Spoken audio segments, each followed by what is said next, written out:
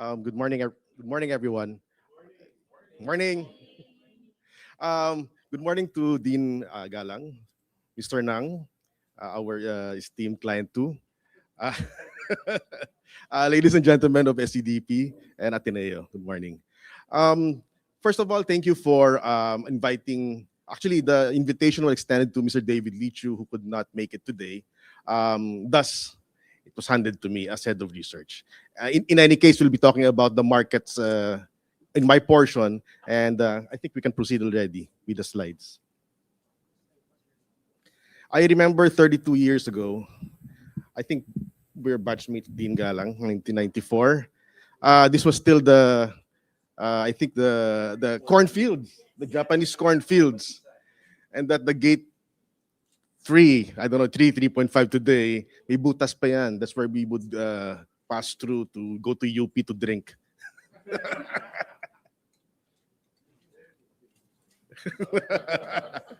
And we would ride the blue bus, the love bus, to go around Makati, Quezon City, and back to the gym 30 years ago.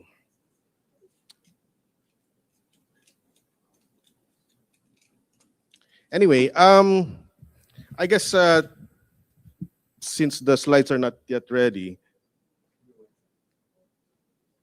yeah. Okay, next slide, please. Yeah, so we're here to talk about socialized housing. My portion is really about market trends, opportunities, and directions of growth. So it doesn't really directly concern socialized housing, but it can show us where new development will probably lead to. Okay, so in the firm in Lichu Property Consulting, we are known to be optimists. And this is basically our reason for our optimism. So for the last 20,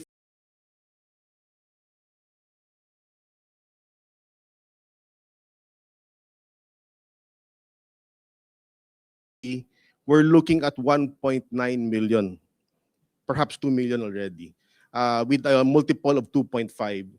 So we have about 3 to 4 million people working in the industry as support, as direct employees, and so on and so forth. So the BPM industry brings in about $40 billion a year to the economy of the Philippines.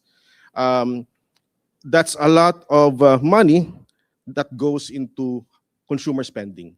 So our economy is basically consumer spending led, and the BPO industry plus the 2.5 million deployed OFWs today, and about 9 to 10 million of overseas Filipinos who contribute about the same amount, another $40 billion. So we are actually in a good place economy wise. We are, I think, inching towards middle income status as a country, and we as a company are looking forward to a better real estate industry despite what we're seeing today with the Iran and the US situation, which I will dwell on a bit later. Next slide, please. And that BPO industry has actually created about 180 business parks nationwide. Okay, so traditionally there were the core cities of Makati, BGC, and Ortigas.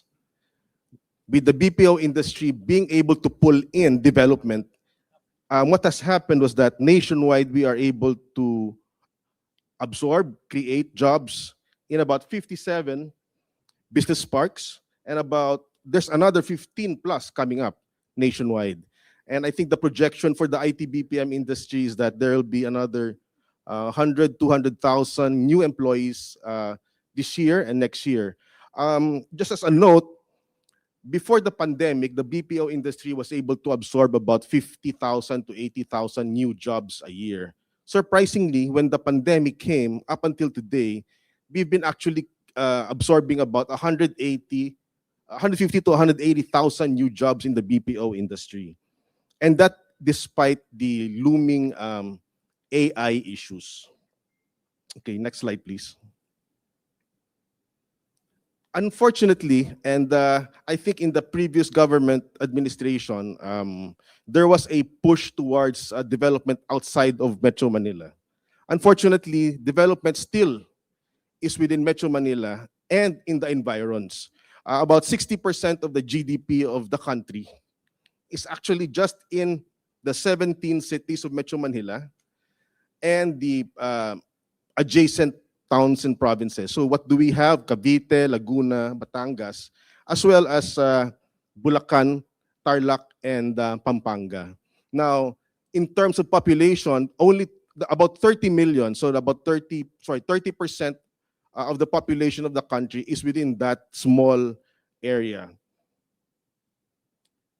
Now, um, what we are seeing today is a movement outside of the city. So if Manila started off as the core of Metro Manila and it expanded to the 17 cities that became Metro Manila, I believe and we think that soon it will be called Mega Manila. And why? So because of infrastructure, you are seeing, well, towards the north, you'll be seeing the new Manila International Airport. Clark is already operational. Towards the south, the Batangas port will be redeveloped into one of the biggest ports in the country. And many of the highways that are actually planned on a north-south axis. So the growth for Metro Manila is actually towards the north and towards the south.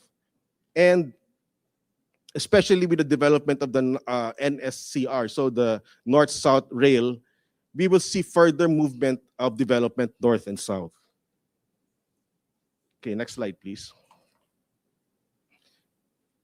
So why am I presenting all this? It's basically to lay the groundwork for my argument that demand for housing is still in Metro Manila and in the neighboring towns, cities, and provinces.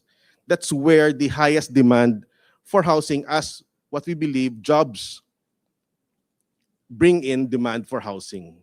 Wherever there are jobs, there will be need for housing. Okay. It's not quite clear here, but I think what we're saying in this slide is that the annual growth rate of population of the Philippines is only 0.8%.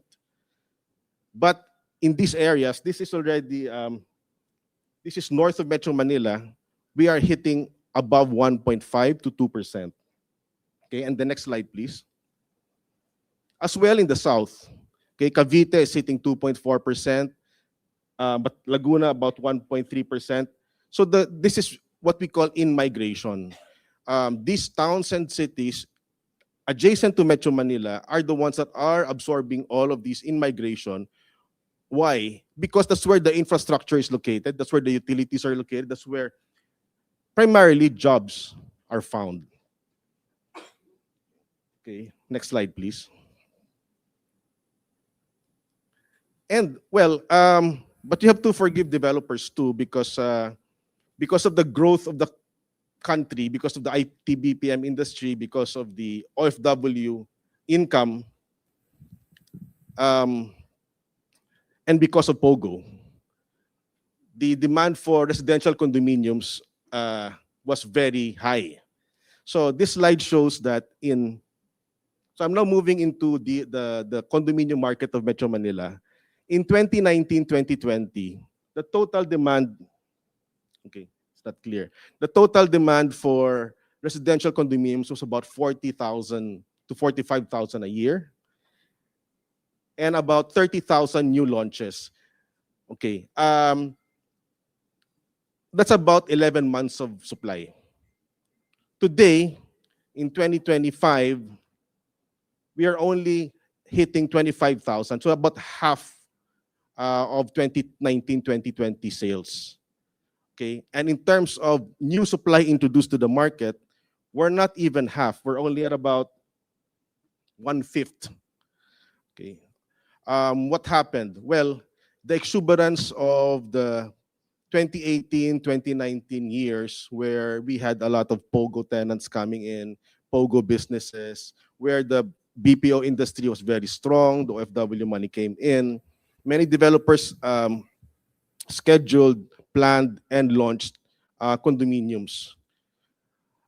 And when POGO came, that's when the problem started to hit. the national government has been trying to help the industry in lowering interest rates, but apparently it's not working. Um, so what developers have been trying to do is to extend payment terms. What we're now seeing is 3 years, 5 years, 10% down, um, and you can actually go and use your unit.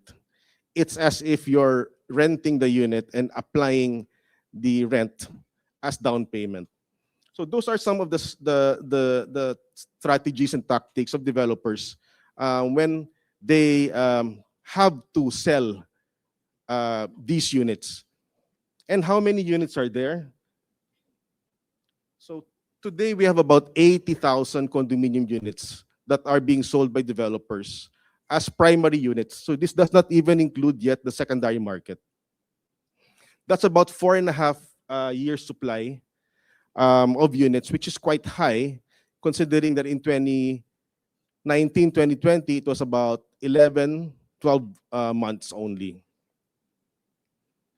But despite the large amount of units available in the market, we are here for socialized housing. If you take a look at the top right table, there's actually no supply of low cost or low income condos in the market available. Okay, so that's about less than 4,000 units in the lower income segment. Where is the supply? It's mostly in the upper middle and the high end. So basically from 4 million to 12 million, that's where about 70% of the supply of condominiums in the market. So about 2 years ago, when we first started talking about oversupply in 2024, this number was only about 40,000, 50,000 units. It's now gone up to 80. Last quarter, we did hear that there was some improvement in sales, but mostly because of tactical actions by developers. When I say tactical, it's short-term payment schemes, low interest rates, just to help the units move.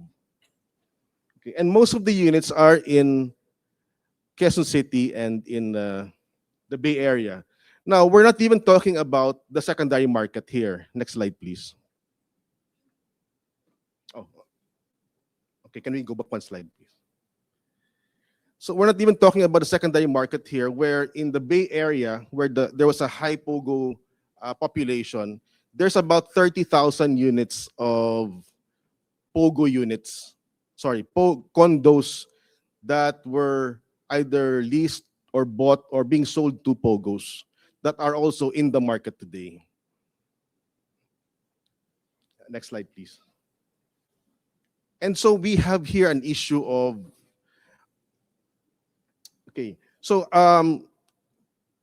there's the supply issue, but there's also the pricing issue, which is what I think the more relevant issue for these market segments.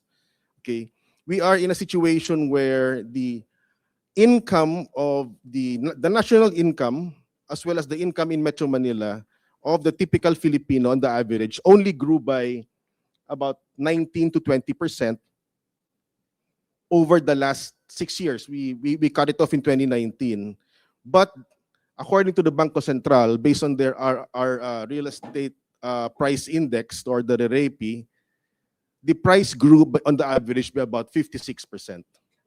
Okay, so that's more than double of the income of the typical Filipino. And we also took a look at a sample developer unit. The price grew by about 30%. So we are actually not in a unique situation, as I've been reading, and that it's the same case in other countries. The price of housing is rising higher than the income of the typical Filipino. Okay, next slide, please. Okay, I think we missed a slide on rents. I just want to talk about rents first before this one. We've been tracking about 800 units in over 220 buildings in Metro Manila for the last 7 years. And as of this month, the rents in certain locations are still way below pre-pandemic levels. before 2019-2020.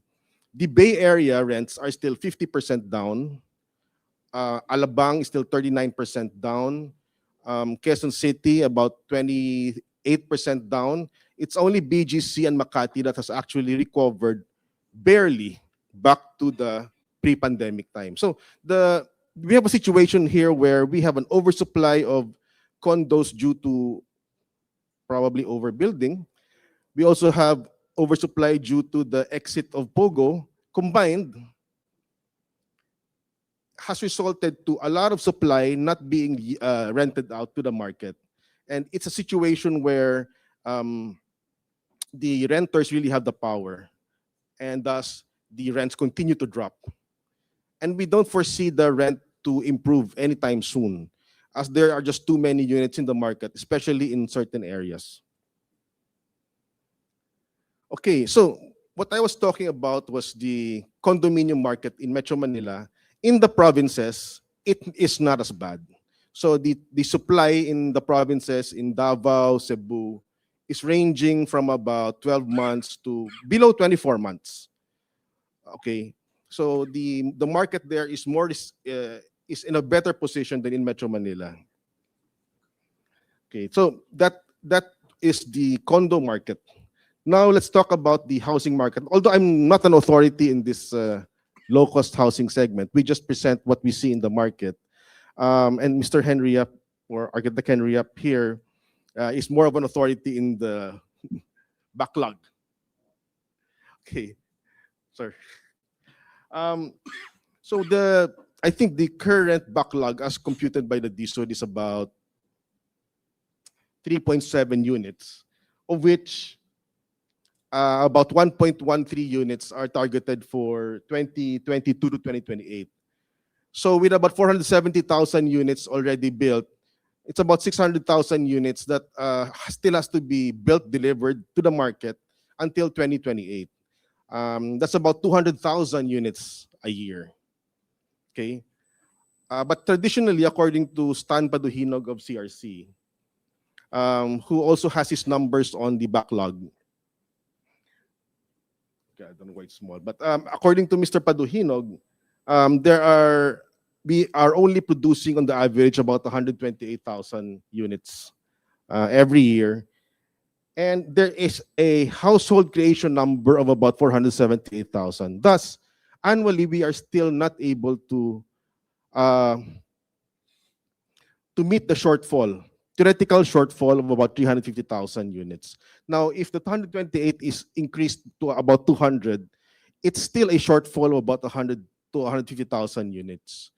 Thus, we have the problem of the backlog that will continue to get bigger and bigger if government and the private sector do not find solutions to produce the numbers. Okay, and this backlog is really primarily in the socialized, economic, and low-cost segments. So from the open market or middle income and above, it's actually an oversupply. Okay. And that's not the condo market, but that's the typical house and lot market in the country. Okay. Next slide, please. Okay, so what do we have today in the as I mentioned earlier, there's a big problem in how to meet the annual demand or need. And what we're seeing is that the quick solution will be infill development. Okay, so what is infill development?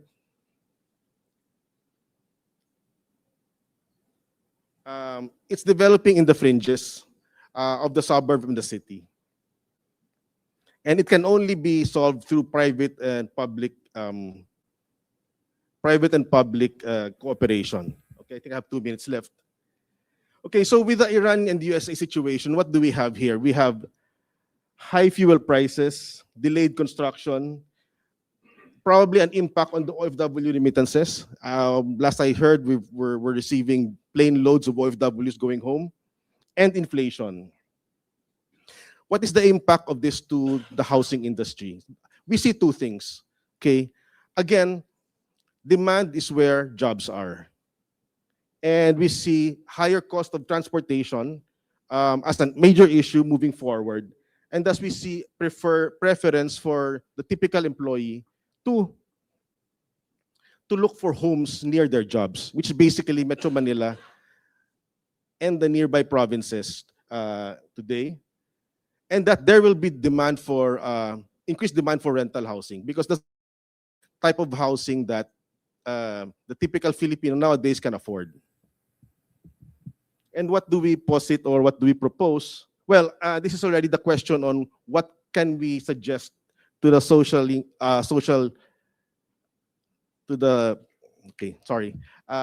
what can we propose? Basically, in the Marcos, during the previous Marcos time, Marcos Senior, there was the Bliss Housing that was established in Metro Manila. And in Manila, we have what we call the Tondominium and the Binondominium, which are really all about rental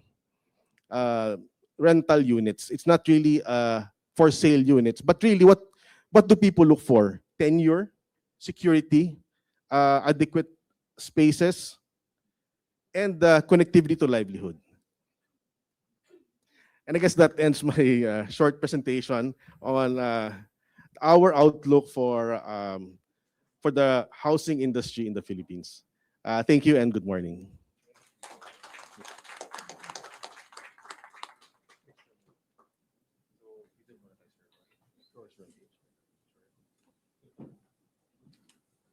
Thank you, Mr. Goles. Can I ask Dean Robbie to please stand here in front also with Director Anna Tan so we can have our picture? And to be awarded also with a simple token from